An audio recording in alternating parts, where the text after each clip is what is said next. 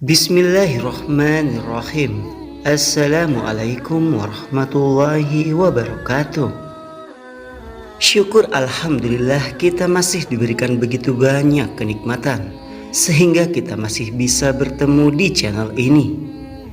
Marilah kita senantiasa bersolawat serta salam kepada junjungan kita Nabi Muhammad sallallahu alaihi wasallam.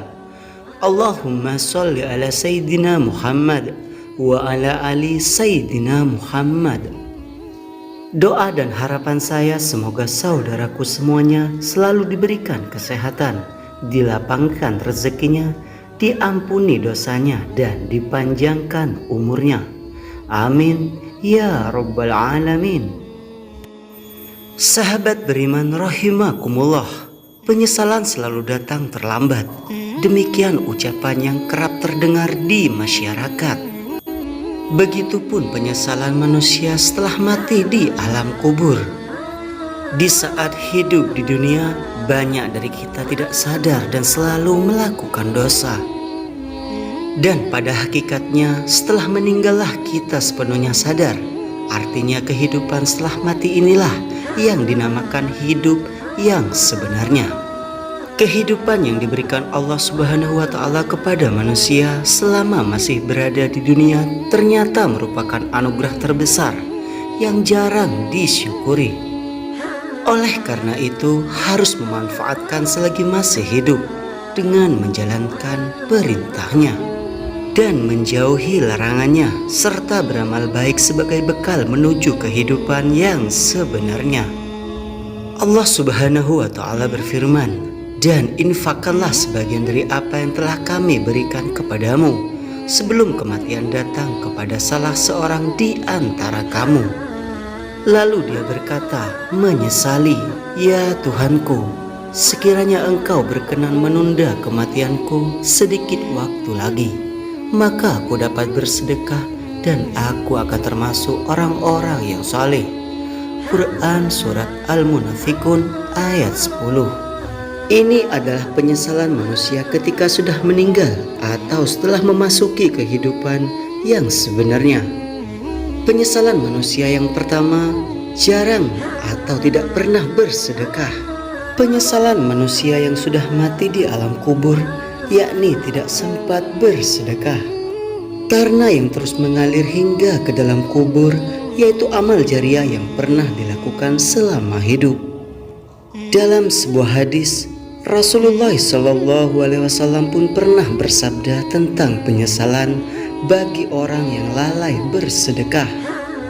Telah menceritakan kepada kami Abu Hurairah radhiyallahu an berkata, seorang laki-laki datang kepada Nabi SAW dan berkata, wahai Rasulullah, sedekah apa yang paling besar pahalanya?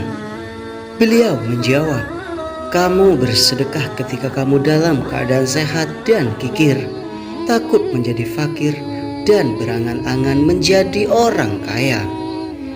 Maka janganlah kamu menunda-nundanya hingga tiba ketika nyawamu berada di tenggorokanmu. Lalu kamu berkata, si fulan begini, punya ini, dan si fulan begini, padahal harta itu milik si fulan. Hadis riwayat Bukhari. Dari hadis di atas mengajarkan bahwa muslim sudah semestinya selalu bersedekah sesuai dengan kemampuan yang dimilikinya, baik yang dikala lapang maupun sempit. Penyesalan yang kedua adalah tidak pernah mengajak kebaikan. Penyesalan manusia di alam kubur lainnya yakni tidak pernah mengajak kebaikan atau dakwah kepada manusia lain. Dakwah juga tidak selalu harus berdiri di depan podium, namun bisa dimulai dari lingkungan terdekat seperti keluarga, dan seruan yang kita lakukan tidak melenceng dari aturan Allah Subhanahu wa Ta'ala. Dakwah juga bisa diartikan sama dengan menolong agama Allah Subhanahu wa Ta'ala, maka barang siapa yang tidak pernah melakukannya akan menyesal ketika sudah tidak ada di dunia. Yang ketiga, tidak mengerjakan sholat ketika sehat dan sakit.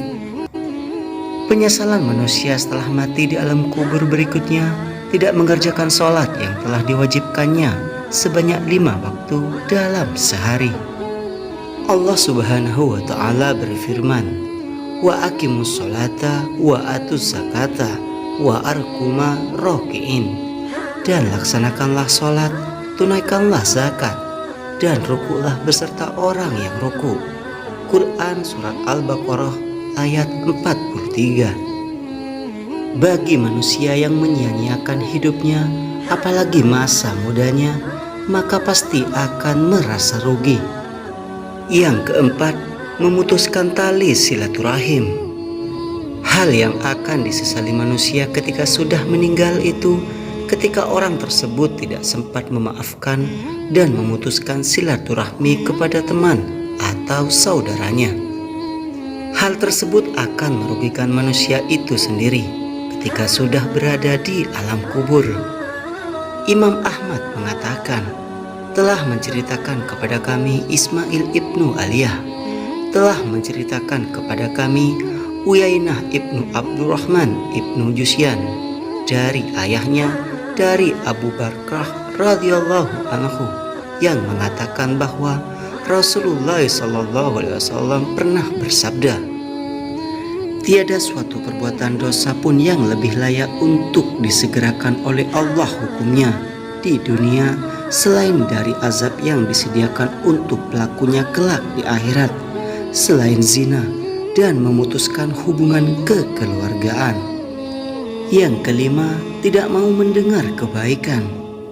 Penyesalan manusia yang sudah mati di alam kubur berikutnya adalah tidak mau mendengar nasihat kebaikan.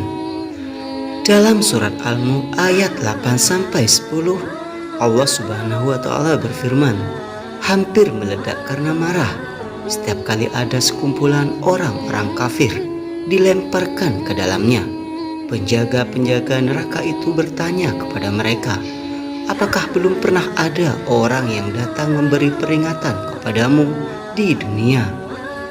Lalu mereka menjawab, benar, sungguh seorang pemberi peringatan telah datang kepada kami, tetapi kami mendustakannya dan kami katakan, Allah tidak menurunkan sesuatu apapun.